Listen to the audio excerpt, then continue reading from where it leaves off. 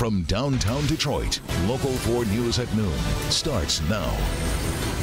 Never a good thing when you're 20 degrees below average in November. Record-breaking cold has already hit us, and we may not be done.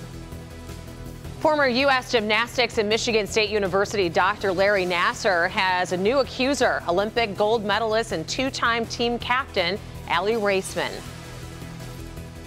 And he's charged with attacking a jogger in Hines Park, and now it looks like Floyd Galloway will be heading to trial. Thanks for joining us this noon. The Berkeley man had until today to accept a plea deal in the Hines Park case that would have put him in prison for at least 15 years. The attack happened at the Livonia Park back on September 4th of 2016. Galloway has also been named a person of interest in the disappearance of 28-year-old Danielle Stislicki. Let's get to Sean Lay joining us live this noon. And Sean, where does the case go from here? Well, right now, we talked to Galloway's attorney a short time ago. He tells me it was Galloway's decision alone to reject this plea deal in the Hines Park case. He says, let the chips now fall where they may as they head to trial. Was it a last-second decision to reject a plea deal? Floyd Galloway charged in a brutal attack on a jogger in Hines Park in court this morning, and it was deadline day to accept or reject the Wayne County prosecutor's deal. Agree to 15 to 35 years in prison, register as a lifetime sex offender, and the charge of assault with intent to murder would be dropped. Galloway said no. Is it my understanding you are rejecting the offer, is that correct? Yes, sir. Hanging over that horrific Hines Park case of a jogger being beaten and strangled in an attempt to sexually assault her is the disappearance of Danielle Stislicki. Danielle left work in Southfield almost 1 year ago, December 2nd, 2016. She has never been seen again. Galloway worked security at Stislicki's building and remains the only person of interest in her disappearance. Galloway's attorney says he has not had recent contact with investigators, desperately looking for answers in the Stislicki case. They can't speak with him right now, not with this case pending. As far as the Hines Park case goes, it heads to trial November 29th. Rhonda, it's expected to last about 3 weeks. The prosecution says they'll call 40 to 45 witnesses. Live downtown at this noon hour, Sean Lay, Local 4. A disturbing case, Sean. Thank you. Developing from Ann Arbor, all Greek life fraternity activities at the University of Michigan have been suspended pending an investigation. And some troubling news coming out of the campus. The move was made during a late Thursday vote by the university's Interfraternity Council. According to the Michigan Daily, this all stems from over 80 allegations of sexual misconduct and more than 30 hospitalizations of students during the weekend of the Michigan State University football game. A statement released by the IFC read in part, "We believe that social events are a privilege, and we as a community have not earned this privilege at this time." We'll continue to monitor the developments there.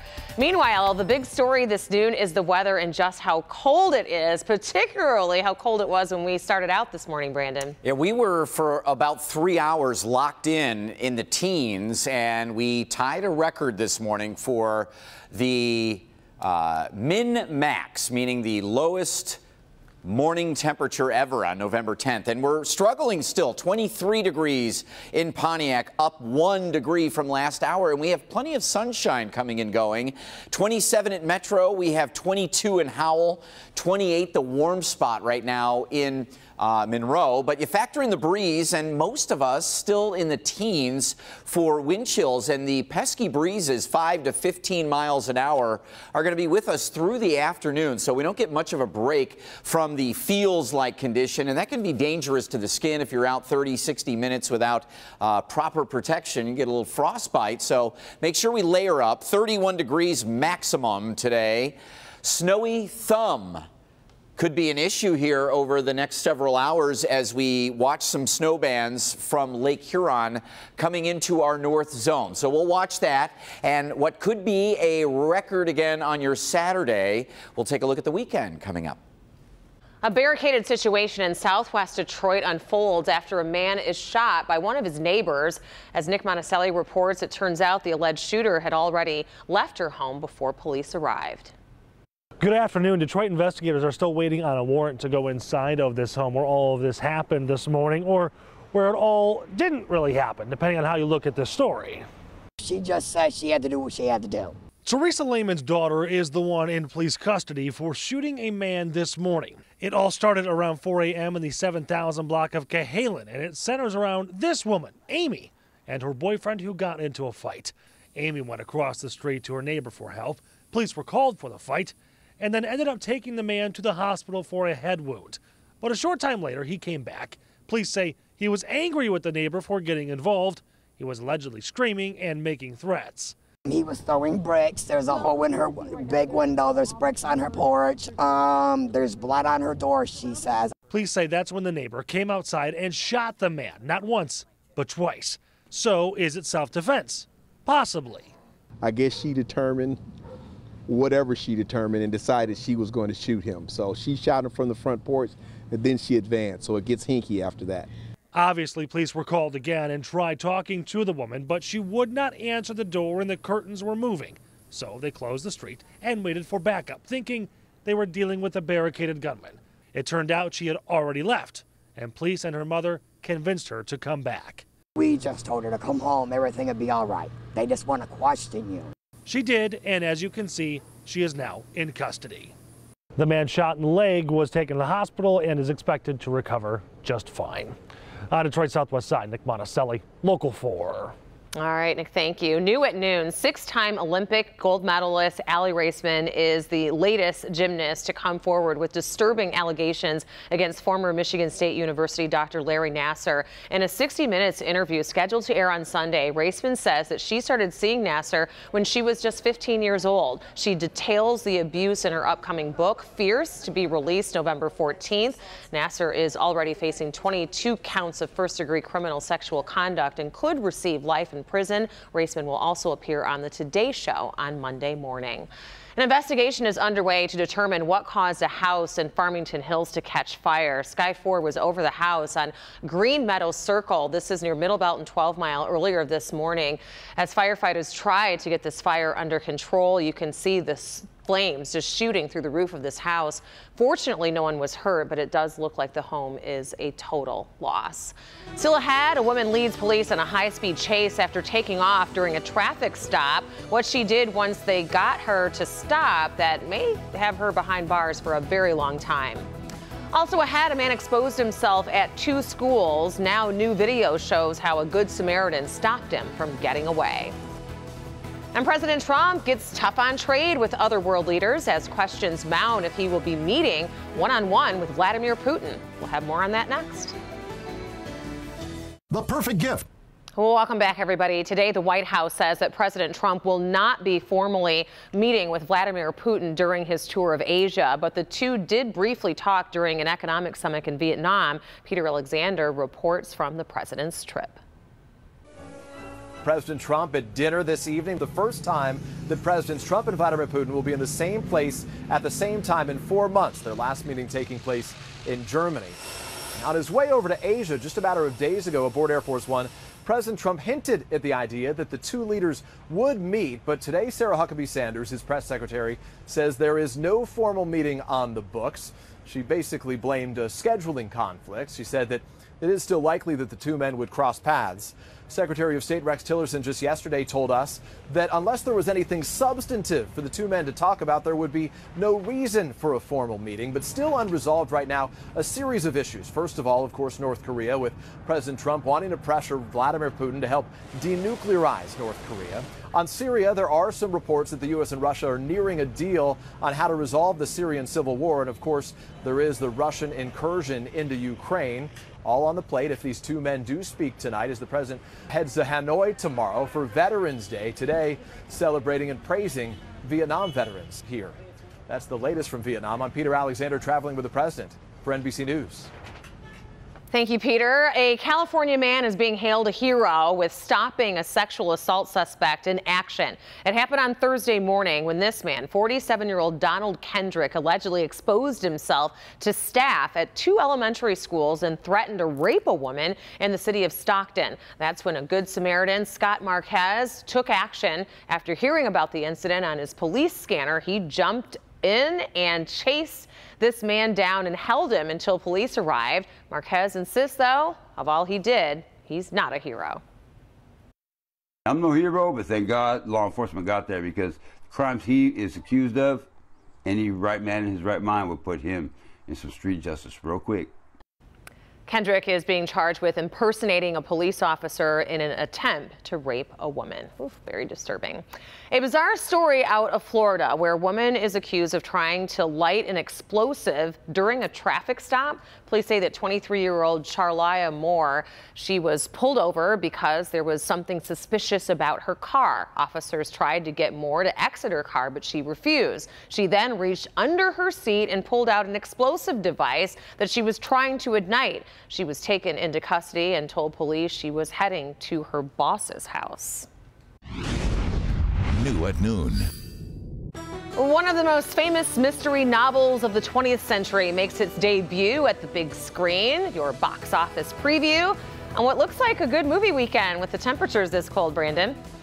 Great idea. Not only a record low potential on your Saturday, but what could be a wintry mix Sunday. We'll take a look at the details. The cold is here.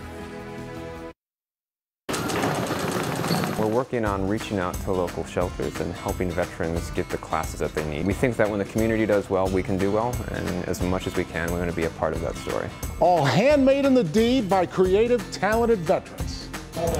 Fortunately, I had people that were looking out for me. If you know a veteran who could use a hand up, don't give him a parade, give him an opportunity.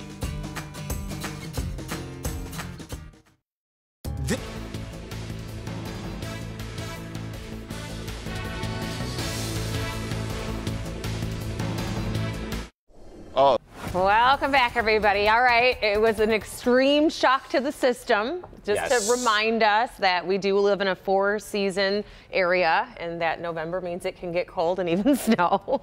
Yes, absolutely it does. It's so good, we just weren't ready. It was this time, I think, 2 years ago, middle November, that we got, at least parts of the area got hammered with about a foot of snow up in Oakland County. And so we had this last night. This is Storm Pinner S. Goulding from Port Huron, showing last night some of the flakes flying. And, you know, it didn't leave a whole lot. Here's another picture from the same group. We love your Storm Pins pictures, and we ask you to continue sharing. The Local 4 Storm Pins are on a free app. Check it out. There's a lot of really good sort of snow and cold pictures and transitions from fall to winter here. It was a big day today because we tied the record low. I spent some time talking to the National Weather Service because oftentimes the temperature between hours can dip, but they check the temperatures every 5 minutes and say it stayed right at about 19 degrees, which was the old record from 1913. So we've tied it. We'll be in the record books with 1913. The low-high temperature, which means the coldest high temperature ever on November 10th, 28 degrees that same year, 1913. I think we're going to get a little above that. We're almost there now. Tomorrow morning's record low, 19. We're going to be right there. You know, not the kind of records we like to break, but what are we going to do? 27 degrees with a northwest wind at 10, so the feels like numbers are in the teens. A couple of flakes and flurries, 31-ish for the high temperature. Some of you may not get out of the 20s. Average 52, so we are good 20 degrees below average. And this time of year, that's pretty significant. That means, again, tonight, 19 degrees. Will it be another record low? I'll warn you about Friday night plans. High school football playoffs, all this stuff going on. 20s, feeling like the teens, body's not used to it. You could wear layers of gloves, get the heat warmers, get everything you can just to stay on the comfy, cozy side. And conditions will be dry, other than a couple of flakes and flurries. One concern today, these north winds driving in some lake effect snow bands, parts of the thumb. Middle, late afternoon, we really might start to see this piling up, and it could lay down a couple of quick inches close to the shoreline of Lake Huron. So just know that the winds are coming down from the north today and will continue throughout the evening hours. But tomorrow it's more of a southeast wind, and it's going to drag more clouds at us than we'd like. So we're likely not going to get out of the 30s again tomorrow. And then Saturday night, a couple of snow showers possible across our north zone here, north of M59. And then as we get into Sunday morning, we've got this little wintry mix coming in. I think it'll probably be some snow showers around before 8 a.m. And then a couple of areas of rain and snow, maybe some sleet. Monday, Tuesday, drier days. And notice next week, Rhonda, closer and closer to normal, or 50. Looks pretty good. Yeah, 50 is going to feel very good, Brandon. Thank you. This weekend at the box office, one of the most famous mystery novels of the 20th century makes its debut at the big screen more than 40 years after it was turned into an Oscar-winning film in 1974. Here's Raphael Seth with your box office preview. You know, there is something about that tangle of strangers. A first-class vacation goes off the rails in Murder on the Orient Express. This re-adaptation of the Agatha Christie novel chugs along with stars on every car. Leading the ensemble is Kenneth Branagh as Hercule Poirot, a detective regarded as the world's best, and he'll need to get on board with deductive reasoning to find out who killed a fellow passenger. Murder on the Orient Express is rated PG-13. We're back with more daddies. Fathers know best in Daddy's Home 2. This follow-up to the 2015 comedy unites former rivals Mark Wahlberg and Will Ferrell as they co-parent their first Christmas together. But the arrival of their dads, played by Mel Gibson and John Lithgow, turns the holiday into a chaotic father Christmas. Daddy's Home 2 is rated PG-13. It seems to me the police department is too busy eating Krispy Kremes. Frances McDormand sends a message in 3 billboards outside Ebbing, Missouri. She's a mother distraught over the unsolved murder of her daughter, so she commissions giant signs to question Police Chief Woody Harrelson, a PR move that lights a fire under the whole town. 3 billboards is rated R. That's the box office preview. Raphael Seth, Local 4. Good chilly weekend, cozy up at the movies. Still ahead, the American Red Cross is celebrating a woman for 4 decades of life-saving donations. Why, after 43 years, the Red Cross is saying this woman is one of a kind. And before we go to break, here's a look at our 4 Frenzy game of the week. Ooh, is it going to be a cold one for the players and the parents in the stands? The Detroit Catholic Central versus Canton in some playoff action tonight. Both teams are looking to capture the regional title, so there's a lot at stake. Kickoff is 7 p.m. at Canton High School. Good luck to both teams. Welcome back, everybody. So according to the American Red Cross, 50% of blood donors do it regularly. Yeah, but with more than 30 gallons donated, one woman is not just a regular, she's truly one of a kind. Marty Robinson is her name, and she has been giving blood for 43 years. And yesterday, the United Blood Services honored her with a special pin. To Marty, she says, oh, it's just another day. It keeps me coming back, knowing that I can help other people, and it's something that I don't really think about, but it is a good feeling that I know that people may be living healthier because of the blood that I can donate. You better believe it. You saved a lot of lives giving 30 gallons in her lifetime. Wow. Every donation produces a pint of blood, and Robinson has helped save the lives of more than 700 people. And she didn't even talk about the cookies and juice you get. I know. That's probably why she really does it. Just kidding. Have a great day, everybody.